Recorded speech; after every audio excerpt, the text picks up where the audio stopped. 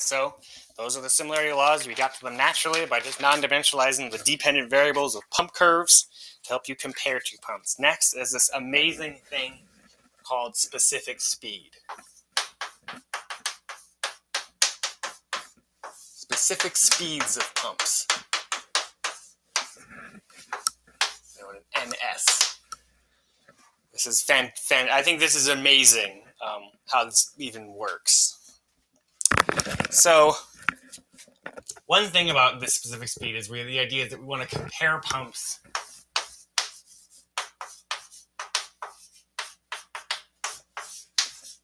pump types.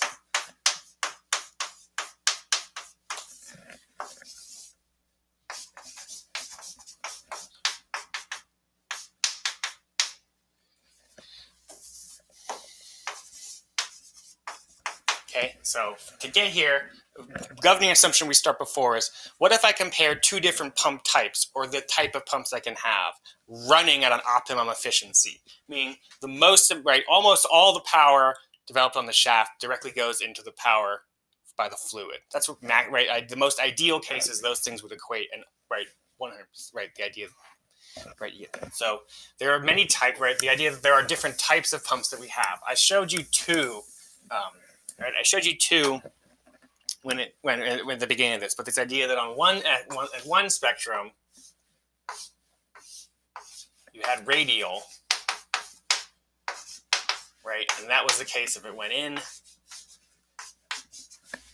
and you had flow rate coming out, and then it actually comes out in the Z-board. That's the centrifugal radial flow fan.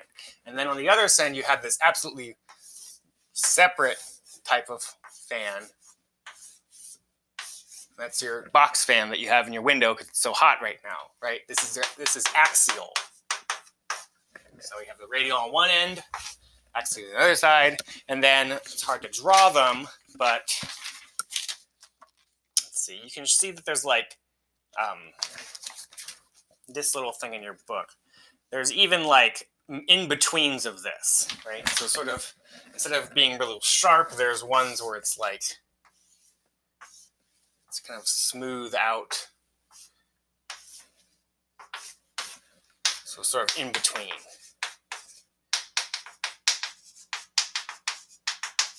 Or sometimes called mixed. Okay? It's a bad picture, but the idea is you've gone from totally in the flow comes in the z-axis, flow goes out the z-axis, to flow comes in this axis, flow comes out perpendicular, and then in between actually. So the specific speed is the idea of is making a number that you can calculate and can tell you where you are on this axis. That's the idea of what this non-dimensional specific speed is. It's a number you can calculate to show you where you lie on this axis of what pump type to even select. That's kind of crazy if you think about it, You would just need to compute a number and go my design needs a radial fan without really even thinking, You could compute a number and go oh, my design needs an axial fan without even thinking.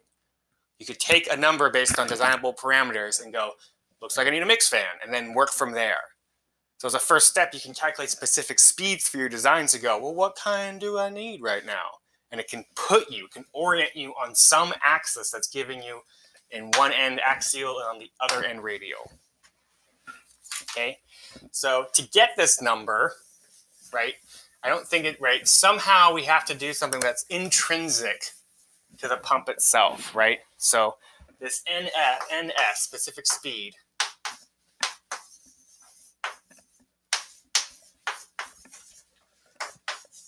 refer only to physics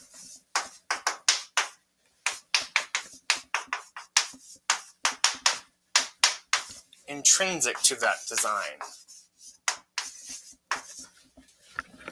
So some type of quantity that you want to refer to are ratios that are only dependent on the design physics. Not so, so it's sometimes said that you want to eliminate diameter, You want to eliminate the physical dimension around this number. If it had to do with diameter, then you couldn't really distinguish between those two things, You could have a centrifugal and a radial pump with the exact same diameter. So you can eliminate diameter if you think about it that way. But I like to think about it as this number should be intrinsic to the physics happening in the design. Now, the diameter is not intrinsic to the design because that's just a length scale that you could arbitrarily pick. So, of course, it's out. So how do I compare like intrinsic behaviors of, how do I compare some intrinsic behaviors to these pump designs? Okay, so this is where, you know, this is how I did it. And you'll see your book did it differently, but my class, so I guess I can show you one way. So I'm going to compare a ratio comparing the shear at the wall for these two designs on the impellers that are happening on them. So shear at the wall for a radial, and then shear at the wall for axial. Not dependent, not going to be dependent on the diameter of the designs. Not going to be dependent on this ratio, won't be dependent. Why? Because we go back to the external flow situation we had, right? You saw that this was, I'm going to go R for radial.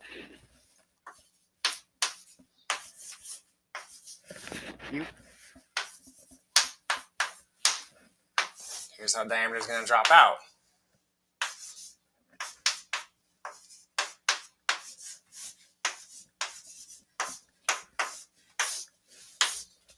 Right, and these could be different.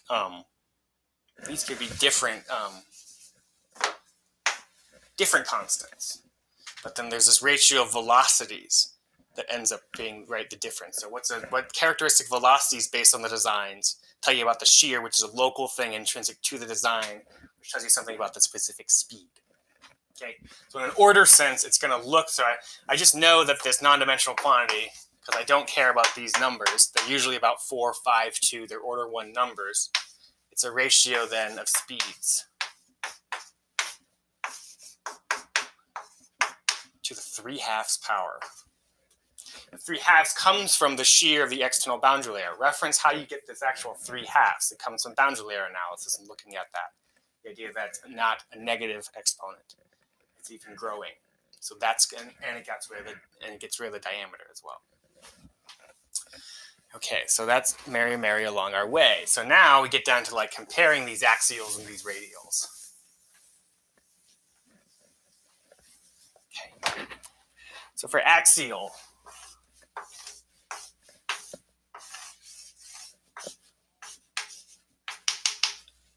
remember it looks like this. This is a box fan.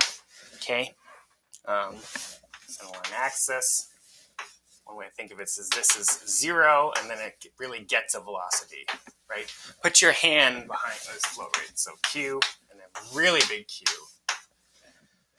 So really put your hand behind a fan, it's really not that much velocity, so then really it's a sort of one velocity happens. So then this thing provides a head rise. The axial fan, you input energy or input some sort of head rise. What is that? Well, in terms of velocity, you have this outward velocity thing that's happening. So in the scale sense, you have u squared, right? It makes sense as well, right? Because the HA, even if you look at the most broadest sense of this stuff, it's still going to be proportional to this velocity g. There's no change in z, right? There's barely a change in pressure. So all that's left is this idea. Neglected rate in this is the actual pump loss. It could even have a squared in there, or you have a coefficient in there as well if you were to consider, let's say, losses happening on the pipe blades or losses happening to the fluid. It's the internal problem, but it's going to have this squared relationship. Okay, so then this to the 3/2, it's going to scale like inwards. Right, that's just rearranging and equating to this. You get this relationship. How about for radial? Okay, now for a radial fan, remember, or a radial pump, you have fluid coming in this way and out this way, out of the board or into the board. Okay? You provide power, actually you provide shaft power. Here's the omega. Okay, so from this setup you have and the analysis that we did have, we do know that the power of the fluid, right? We have this power of or power for a drag force. That's really so power for drag force was this force times d, right? But from external flow, right? What was it? It's rho some area of, let's say, blade, and then the coefficient of drag to this third power. So that's power provided by the shaft. Think of it this way, that there's an area of the blade, density CD. This is just the power equation where you have drag force. So it's a drag of getting through the fluid, etc., like that. This is really a pressure drag too. All right, so then solving for, you got what? You got power, fluid,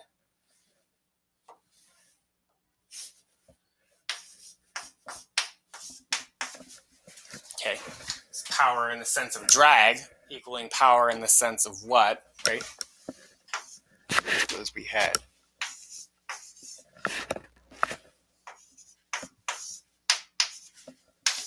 I already showed you how to do this one.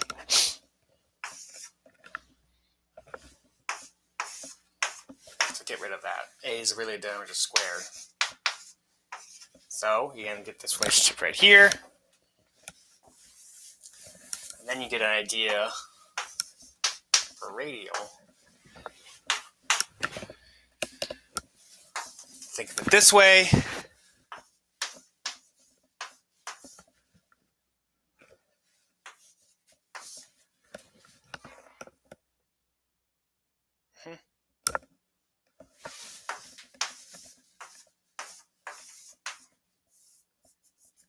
Definition of that. And then for radial, sorry, I'm got quiet.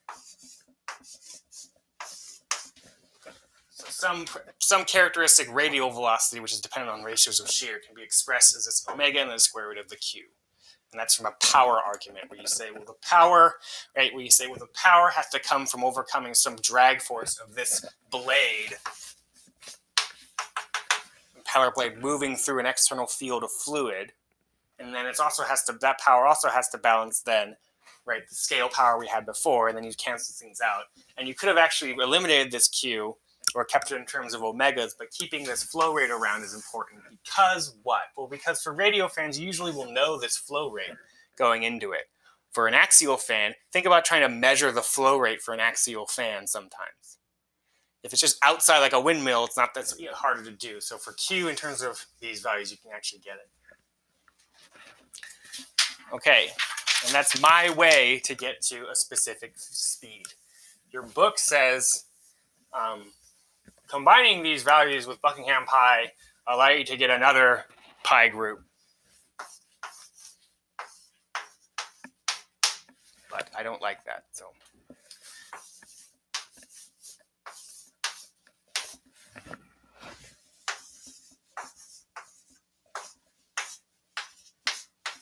That's how we can get this weird, really weird expression for specific speed. And these are in units of SI. Okay. And what it's telling you, well, it's telling you about design and right, it's telling you about design and characteristic things for radial versus axial fans or pump types. Okay, so I think it's astounding and magical that you could calculate this and you get these cases, right, where you say, well, if this is much less than 1, let's say, okay, that would mean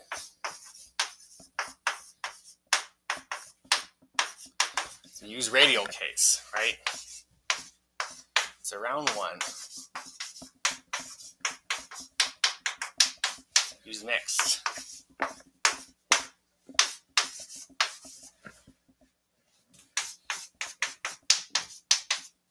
Use the axial.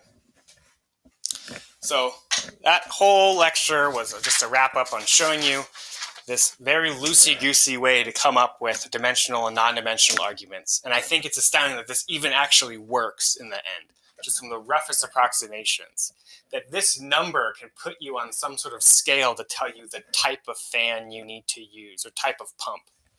I don't think there's any homework problems even on the specific speed, but I just think it's important to appreciate what that specific speed is going to tell you. It's a way to tell you, well, it'll tell you where you lie on the axis, right?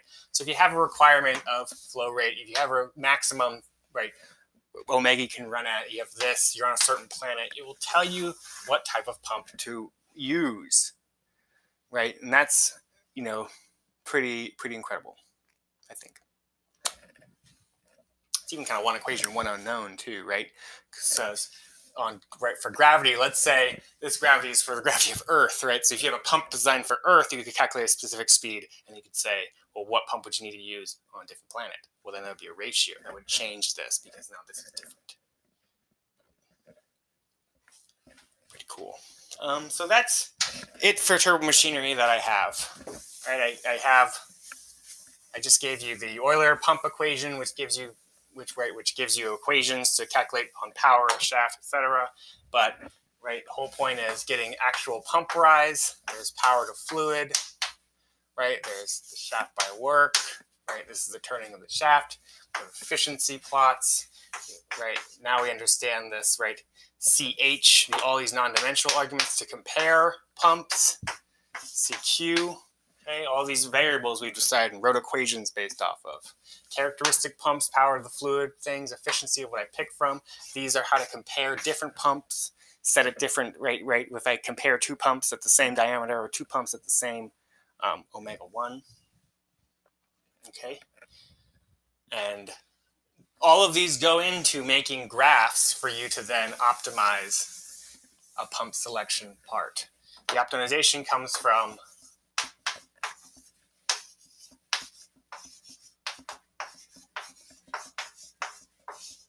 and this is my own one I've picked, where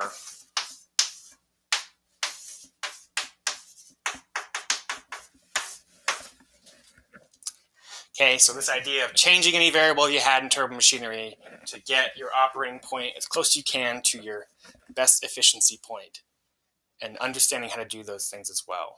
Homework doesn't have much examples on that, so your project isn't that big involved in it. So in the project, all you really have to understand is how to decipher those graphs. The homeworks you have don't ask you specific calculations, so they're not the most brutal calculations involved, but maybe these lectures helped you orient yourself where if you did see these pump graphs, you would understand how to interpret them. Just like you understand how to interpret a Moody plot or understand, hopefully, how to interpret these coefficient of drag forces. They're all non-dimensional terms, and they let you know how efficient something is or where something lies. So next is compressible flow, which is no homework's given on it. There are some questions on the final about compressible flow, but you'd be remiss if you didn't study the compressible flow at all, because what if you get a job and they ask you, converging, diverging nozzles? This is on you then if you just didn't decide to listen to me for the compressible flow section of the course. Okay, that's it for turbo machinery.